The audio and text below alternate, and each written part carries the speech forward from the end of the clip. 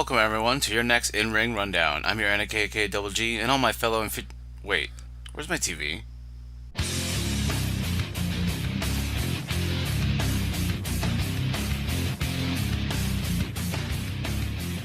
Yo everyone, welcome to your in-ring rundown. I am your NKK Double G and all my fellow future outlaws. This is the place to be. We are there, we are here, we are at that TLC, that tender loving care. And it's just for you, it's just for me. This is a run-on sentence, but we're gonna go with it. Yeah, and we're gonna go with it. And this pay-per-view is actually pretty fucking good, so as far as jokes goes, I'm probably screwed. So yes, tables, ladders, and chairs. The three most common items that go together in any room at the same time for any reason in any common household. Where the ladder is actually used to reach the top of the table, and the chairs are used as some form of primitive forkware. Go with it. This year's TLC comes to us from San Jose, California, which I would have known sooner had my friend Jason's WWE subscription actually not ran out right before we were going to watch it, so that caused me to miss most if not all of the kickoff show, which I'm probably maybe okay with anyways. We have 12 goddamn matches to run through, so let's buckle up. The first match of the night was Buddy Murphy versus Cedric Alexander for the Cruiserweight Championship, which I did not see thanks to my friend Jason. So let's watch it together, shall we? What a right on the jaw. There's no fucking way Buddy Murphy's 205. He's bigger than Dean Ambrose. Buddy Murphy wins. Next up on the list is Elias versus Bobby Lashley in a guitar on a pole match. I mean ladder. It's definitely not just a guitar on a pole match. Now I only got to see about 10% of this, maybe 20, but the match was only about 10 minutes long anyways, and it really had no effect on any sort of storyline, which we all knew was going to happen, so Elias wins. He grabs the guitar, he wins the match, and he's distracted by Lio Rush as we expected. Bobby Lashley grabs a guitar, hits him in the back of the head, and that's all she wrote. Corey does his best to make sure Renee is paying attention to her job. Look at the contour in those glutes, Renee. We go now to our panel of experts with my favorite commentator of all time, Booker T, the man who has spent most of his career claiming that all this business is about is checks and championships. So let's see what he has to say about Bobby Lashley's actions. Bobby Lashley and Leo did after the match was over. Sometimes you win, you lose. Sometimes you lose, you win. That's what we saw tonight. You're right, Booker. No one actually has to win a match to advance their career. Losing is sometimes the best way to do so because the universal law of energy conservation will ensure you to 50-50 booking within the month. The cameraman wants to make really sure that you understand just how curly and potentially depressed that this man's hair is. Might as well show him off, right? Yeah. And what an impact, by the way, with that. Even the live crowd at San Jose knows better than to give David Otunga any TV time. Becky is so hell-bent on proving that. Like when she got taken out of the match with Ronda Rousey, We begin the night with the Mixed Match Challenge finale. No, I said that right. Which is a very important match full of top-level superstars who are fighting for the coveted 30 position in the Royal Rumble match. Top stars like R-Truth and Carmella who come out to the crowd trying to get them excited with a rap. And I'm sorry, but Alicia Fox's theme music is just not down with that. San Jose, make some noise! Whoever the fuck Vic Joseph is joins the commentators for this match, and we are treated to a dance segment in the middle of this match. Yes, right in the middle of it, because this is very important and should be taken seriously. R-Truth does his best impression of a slip and slide, while Alicia Fox taps to the code of silence before the move is ever even applied. After the match, though, R-Truth and Carmella are interviewed about their victory. This nameless chick on the mic, though, slips up accidentally, asking them both how's it feel to be the sixth last resort that WWE had lined up in case any of their other stars managed to get injured. Yes, it does, it does. It does feel fabulous.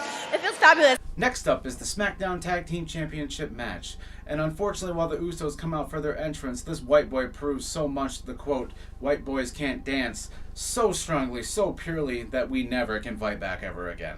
Following contest scheduled for one fall is a triple threat match.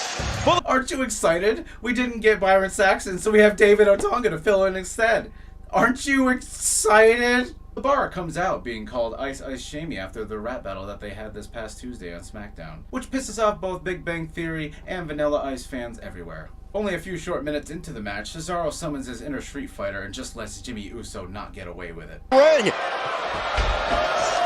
Oh, look out below! Oh, you can... Corey Graves and David Otunga argue as this match proceeds, as Corey claims that being in the match is simply the most important thing in a triple threat match like this. I don't know about that, Corey. Otunga had this to say, and I really can't find any holes in his logic.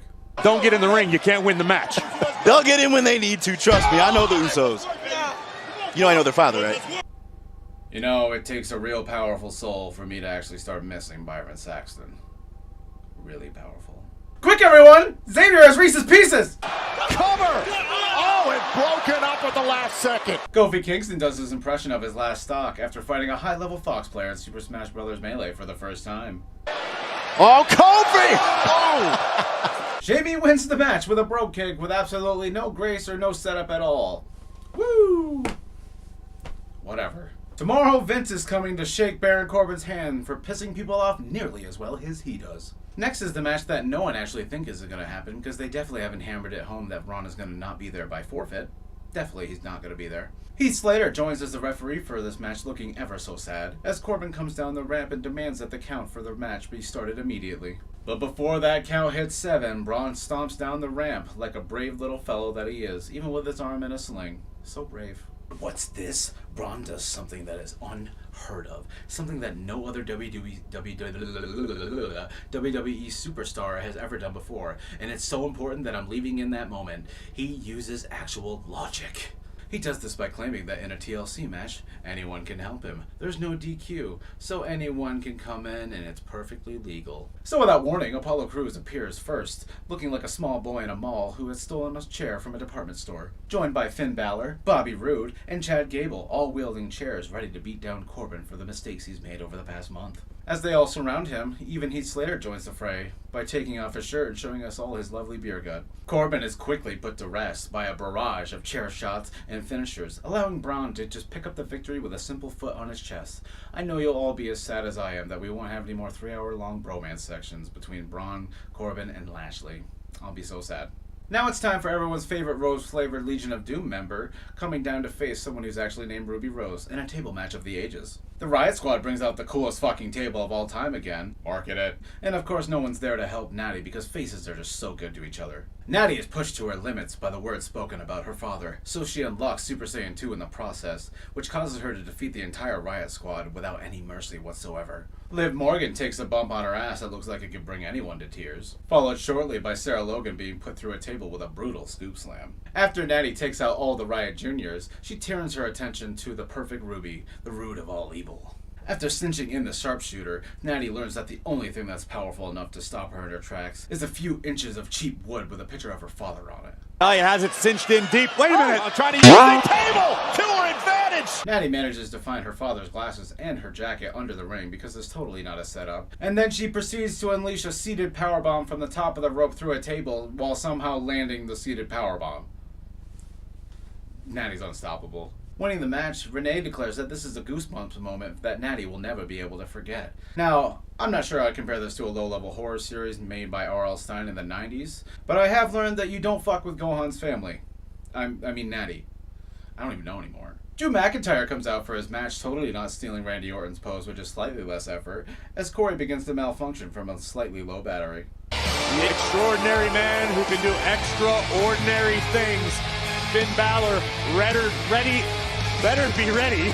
Easy for me to say. Drew McIntyre does dominate much of this match, as the commentators decide to describe him in really weird ways that kind of sound like a 13-year-old describing a high school basketball game.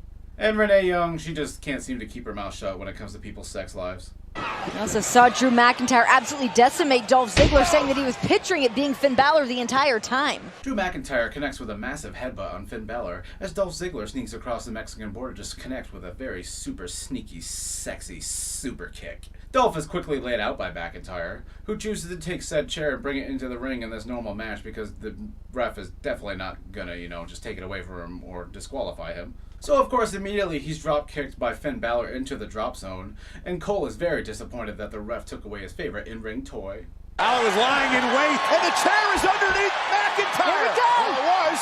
Much to my dismay, Finn Balor does pick up the victory over Drew with the help of Dolph, someone who said he is not a good guy and genuinely isn't there to help. Good job with that, Dolph. Oh my god, there's a chairs match. It's the most important kind of match we ever have to have. It's a chairs match, you gotta have chairs. I love the chairs. You want some chairs? Here's the chairs. And of course, this one is between everyone's favorite, Randy Orton versus Rey. I mean Rey Mysterio, not Ray William Johnson. You can't hide from me. Tom Phillips explains how dangerous and creative a man like Randy Orton can be, but Otunga is not impressed. He knows Rey Mysterio better than anyone else. Rey has been preparing for this. He can use a chair just as well as Randy can. You're right, David. He could sit on one. He could stand on top of it. He could use it to lean against a door. He could lean on the chair. He could even put one knee up on it. He's so good with chairs. Oh my god, Rey is at the top of the diving board at the local pool, and Tom is very scared. Oh my god. Look where Rey is. No. Randy Orton sets up musical chairs and then decides to take a seat, while Rey Mysterio pins him in some fucked up sequence that I can't really explain. But it was pretty neat. It was. I'll give him that. It was pretty neat. Next up for the Raw Women's title is Nia Jax versus Ronda Run-On Sentence Rowdy. Let's see what happens. I know you're just as curious as I am to see if the face breaker will whip out that punch. You know, that female Big Show punch. Will she be able to connect on Ronda Rousey? Has Ronda ever actually been punched before? Has she? I don't think she has. Nia Jax. Nia Jax. Wait, what's that? Ronda becomes a spider and grapples all over her the entire match? What's that? Ronda uses Ganondorf's forward air? What's that? Ronda even uses a really sweet-ass crossbody off the top of the rope to the outside, while Renee Young gives us this worst best commentary line of all time? She wants to take Nia Jax out of this match. Not the fight of the dog, it's the size of the dog and not the size of the dog. And now here's Ronda rolling. It's not the size of the dog in the fight that you're fighting. It's the size of the dog that you cook to make the hot dog on your bun. What? Ronda submits Nia with the most realistic looking armbar on the planet, kissing the facebreaker in the process as she looks at Tamina, as Renee Young leaves us with these final words. For the irresistible force tonight. Kiss with a fist is better than none. A kiss with a fist is better than none. So is she saying that it's better to get punched in the face on any given day than just going about it normally? And even if she had said a kiss on the fist is better than none, what the fuck would that have meant? You're lucky you're hot, Renee. Next up is AJ Styles versus Daniel Bryan for the WWE Championship. About that everyone has been waiting all night to see. AJ Styles is being interviewed backstage right before the match, claiming that he's done playing Daniel Bryan's games, that tonight he will play his game instead. Is it Brawl? Because I'm not playing if it's Brawl. Bryan does his gorilla walk down the ramp for this intense match over the leader of the Planet of the Apes, as two of the best in-ring performers in the world clash in this match full of fast counters and crazy chain wrestling. In the midst of the battle, though, Corey does his best to defend the highly recognized failure that was the Amazing Spider-Man. Kick right to the shoulder of Styles. You say betrayal, I say eye-opening. I'm honestly kind of with you, man. They should have just kept going. Corey Graves, don't you dare question his logic. I used to ride with this guy. This was the guy. He didn't drink. He didn't have fun. He didn't even eat meat. He still doesn't. What does that matter? He's WWE champion. Daniel Bryan summons his inner Ric Flair, trying to show that it was all a little mistake and he didn't really mean any of it. Well, Corey Graves explains the difficulty of a late-game sexual escapade. Your muscles are burning. Everything hurts. It's hard to breathe. Lots of dirty jokes in this one. AJ Styles tries to pick up the victory with a small package on Daniel Bryan. But wait, Daniel Bryan turns that small package to an even smaller package for the victory, retaining the smallest package of all, the WWE title. Now it's time, ladies and gentlemen. Ambrose versus Seth Rollins. A grudge match between two men who were as close as brothers, who are now ripped at the seam. Bloodlust, betrayal. What will come of it? And if you don't remember any of it, here's a 5-hour-long promo that we showed on Raw so you can receive every fucking bit of what you already received in a 5-hour-long package that we're showing right to you right now. 5 hours long. Dean Ambrose comes out with the stupid fucking siren alarms again because somehow someone thought that was the best way to spice up generic wrestling sounding music. And Corey Graves just can't seem to get on point tonight. So, like, when Dean came home for dinner, what kind of temperament did he have this past week, Renee? I meant Rollins. I'm sorry. Are we just gonna sit here and act like that wasn't really awkward and random? Renee definitely didn't have a massive boner when she said this. All that much, he's always got a bit of this smug look on his face. Not toward me. Renee Young continues her "I'm only a heel when Dean is in the ring" shtick, as Corey Graves does his best to explain his problems with becoming all natural. I got this bad habit of taking showers. I don't know. I know, right? It just sucks to lose your natural musk after days of working on it. Seth Rollins goes for his signature super kick when Dean Ambrose sticks out his fist at lightning speed, as if to randomly want to assemble the Shield in the middle of this match after months and months of fuckery. So naturally, Seth considers it for about 10 to 15 seconds before doing anything. As we near the end of this match, Renee Young seems to become confused that Seth Rollins is playing Guitar Hero 3 or something. Seth Rollins just shifted into expert mode. Dean gets really pissed because he's only in hard mode and his pinky's just not strong enough yet, and plants Seth Rollins with the dirty deeds, ending this match. The main event of the evening is for the SmackDown Women's Championship, a triple threat match between Becky, Asuka, and Charlotte. Now, this is quite possibly one of the best matches I've seen in a while, so there's very little to make fun of it, but I'll try my best. Oh, buddy, I'm sorry, but you have to affect at least 30% of the table to qualify as breaking it, and this just does not cut it. Asuka's got Charlotte Flair through the table. Becky goes for a huge leg drop from the top of the ladder on top of Charlotte and Asuka, where they lay on top of the announce table, causing many a broken rib in the process. And with a series of brutal kendo shots, a spear through the barricade, almost, a senton through the table through Becky, and a stare down between two women who potentially could probably kick my ass or fuck it if they really wanted to, with the excitement reaching its climax as all three of them are in the middle of the ring of top two ladders, trying their best to get to the SmackDown Women's Championship. And of course, in the midst of all this, Charlotte manages to put herself in a worse situation by traveling to the other ladder that was farther away from the title, as Ronda Rousey appears stomping down the ring so she can push them off the ladder and getting them back for all the crap they put her through in the past few months. And you know that sexy little she-devil named Asuka ain't gonna let it slide as she uses this opportunity to become the SmackDown Women's Champion that she should have gotten about 10 months ago. Like I said, there's not much to make fun of in this match. You should really check it out if you haven't yet. Well, that's it for this week's rundown. I want to thank you for watching. I'm sorry I wasn't a little more in depth, but with losing my job hunting, holiday times, and all that fun stuff, life gets a little messy. What can I say? So tune in next time while I actually attempt to watch the Christmas episode of Raw. No, that's it. It's just going to be really damn bad. Ladies and gentlemen, this has been the Man from Earth with all the girth.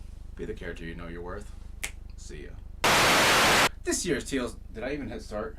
So yes, tables, ladders, and chairs. The three most common things that commonly go to... What did I say? Now it's time for everyone's favorite rose! Natty manages to find her daughter's glass... Her daughters. Natty manages to find her... Natty manages to... Well, Corey Gaves declares that this is a Goosebumps... Damn it. Winning the match, Renee declares that this is a Goosebumps...